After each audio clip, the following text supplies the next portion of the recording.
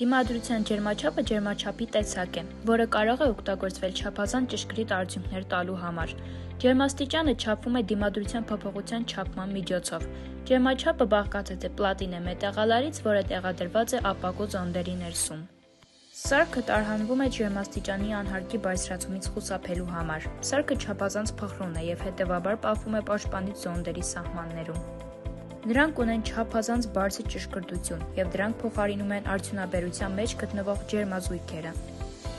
Այն ունի տարբեր կարևոր ծրագրեր և օգտագործվում է տարբեր արդյունաբերություններում ճշգրիտ արդյունքներ տալու համար։ Դիմադրության ջերմաչափը նաև կոչվում է դիմադրության ջերմաստիճանի դետեկտոր։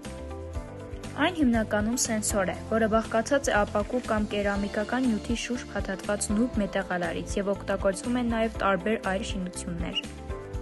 Օգտագործված մետաղալարը սովորաբար պատրաստված է պղնձից, նիկելից կամ պլաստինից։ Նյութը, որն օգտագործվում է այս ջերմաչափի կառուցման մեջ, ունի ճշգրիտ դիմադրություն և ջերմաստիճանի հարաբերություն, որն օգտագործվում է ջերմաստիճանի չափման ժամանակ։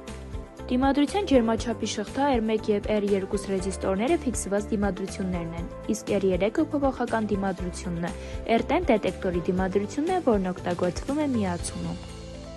Այս սարքը շատ կարևոր է արդյունաբերական տեսանկյունից և այս սարքը պատրաստելու համար օգտագործում են պղնձի, նիկելի և պլատինի նման մետաղներ։